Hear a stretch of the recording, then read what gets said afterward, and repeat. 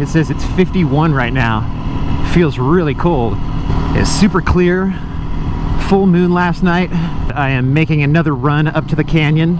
I'm gonna go a little bit different way this time. This is like the far west end of the canyon, so I figured I'd go up this way and see how burned it is. And I better not be. They're gonna let me go all the way back here but not let me out.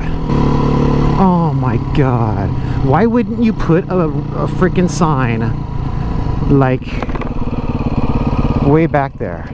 I came all the way back here for nothing. Now I gotta take it the other way and go to Canaan and go back in the way I went yesterday. And the only reason that really sucks is because I don't have very much range on this bike.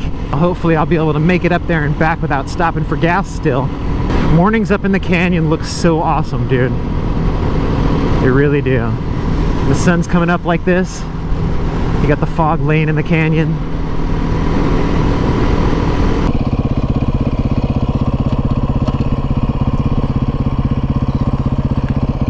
Christie's Roadhouse. You know what? I'm gonna stop off here and just check it out. I never ate at this place. I always go up the street to the rock store. I never stopped here. And now I recognize these three posts.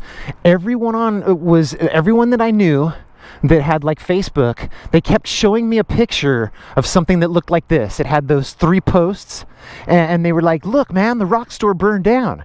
And I was looking at it and I go, no, the rock store's got those two gas pumps, you know, like for fuel, like for gasoline. It's got those two like gas station pumps out front. And I'm like, this doesn't look like it. And they're like, no, I think that's the rock store, man. It's legit, dude. That place burned down. There were two people that like texted me the photo, and then there was like one guy at work that showed me, and then there was like one guy in my apartment complex that showed me. And I'm like, I told them all, I'm like, I don't think that's it, man. I really don't think that's the rock store. And luckily it's not.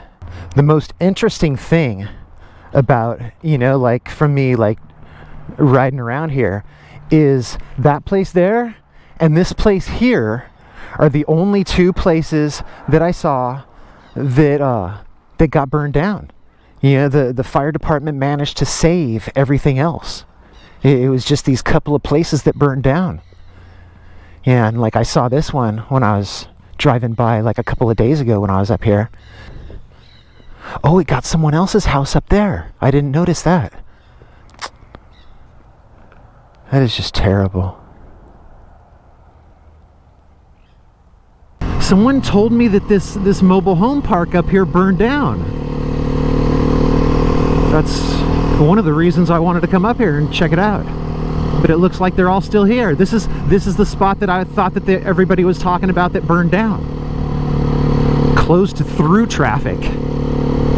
Huh. It's always confusing when they say that. It's okay, there's where it's closed. I was hoping I'd be able to get up to the top and frickin' check it out, you know, just like see the burn spots or whatever, but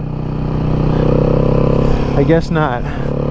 Figured I would talk about the difference between my bike here, the Beta 500 RRS, and Cycle Cruza's new bike, the Yamaha YZ450FX.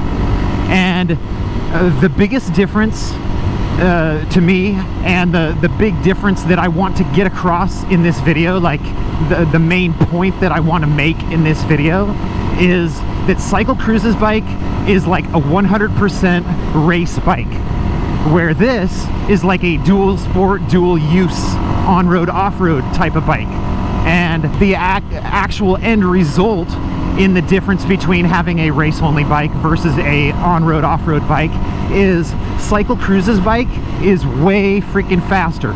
Even though it's a 450 and this is a 500, Cycle Cruza's bike is like a monster compared to this thing. It's like a huge difference, you know? Like, I'm not, like most people would put out like a fake video and brag about how much better, like how much faster their Beta is than whatever. It's like, no, I'm keeping it real, and here's the reasons why, like how I know that. And the first one is, when I first got this bike and I brought it home from the dealership, and my buddy came over and he was checking it out, and he's like, hell yeah, man. I'm like, take it for a spin, dude.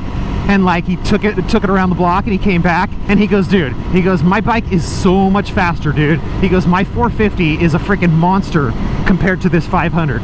He's all, it's insane. He's all, the difference. And I was like, really? You know, because I hadn't really, you know, ridden this thing too much, and I didn't have any experience with a 4-stroke 450, so I had no idea. You know, like, I didn't have anything to compare it to. And he's like, yeah, he's like, this thing is like super smooth, and it really doesn't try to like wheelie or anything like that. He's like, dude, he's like, my dirt bike, it tries to like yank the front wheel off of the ground in every single gear. And I've heard Cycle Cruza say that about his bike, like almost every time that he goes out and he rides it. You know, he goes, dude, he goes, the power is just violent, you know? It's like, that's what he's always talking about. And I think that is like one of the main differences, you know, is just his bike is so much faster than this bike. It's just incredibly faster. We basically got the same engine, holds the same amount of oil, and the recommendation from the factory for my maintenance on the Beta is every 30 hours to do an oil change. And the recommendation for his is every 7 hours to do an oil change.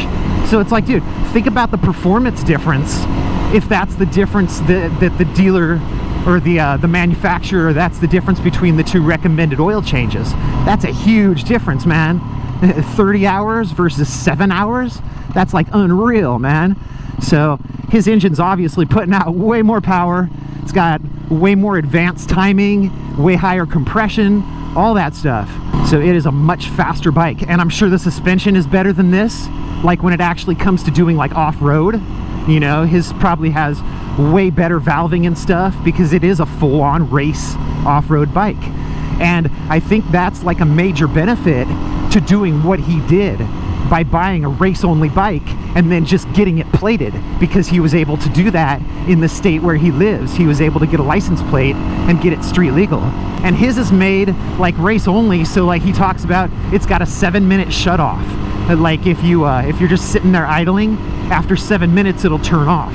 And I would be willing to bet that is because his bike doesn't have a fan, and this one has a fan, and probably after 7 minutes the fan for the radiator kicks on and helps the bike cool off a little bit, you know. And his bike doesn't have that because it's a full-on race bike.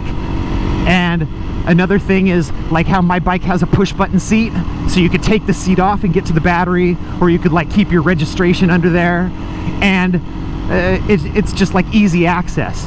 And most motorcycles for the street are easy access when it comes to getting under the seat. You know, most of them use the key.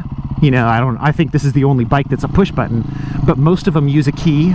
You know, you just unlock the seat, you take the seat off, and it's not a big deal. Where Cycle Cruza's bike actually uses bolts to hold the seat on, because I mean, it's like you get it all bolted together in the pits, you know, or whatever. Like the mechanic gets it all bolted together, and then the racer takes it out on the track, and it's a totally different situation. You know, you're not really supposed to be taking the seat off of it while you're out riding. There's really no reason to in a race scenario, and that's what that bike is built for. And also, my bike has a key. Not only a key like for the ignition to turn the thing on and off, but it also has a key on the side of the head, or the headset, whatever, head tube of the frame, so you can lock the headset, you can lock the steering and go into a store, and you know, it's like a little bit harder for someone to steal your bike that way. Where I don't think that Cycle Cruza's bike has a key at all, like in either places. Like I don't think it has a key for the ignition, and I don't think it has a key to lock the headset either. So that's just like some of the, you know, that's the main difference that I wanted to cover in this video. You know, like I could put up on the screen like right now all the similarities, you know, because there's like a list of similarities, you know, when you're actually looking at the two bikes, or when you're riding the two bikes, or whatever, you know. I mean, there are a lot of similarities, but there is a major difference in performance. And that's the point that I really wanted to get at in this video. And that's really the way that's the most awesome thing that I think about Cycle Cruza's bike, you know, is that it is like the super monster freaking, it's like the absolute most performance you could get out of that little lightweight bike. And I'm sure the way he's got it set up with 17s and street tires, it is a blast, man.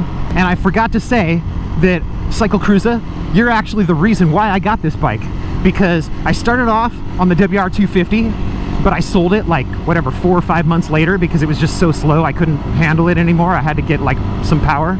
But you're the reason I got back into this, is you were riding around on your WR250 all the time, talking about dual sport life, talking about how awesome it is and everybody should own a dual sport. I was going across town and I went past the motorcycle dealership and they had this bike sitting out front, and I was like, what the heck?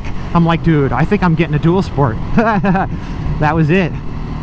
So thanks for the recommendation, and later.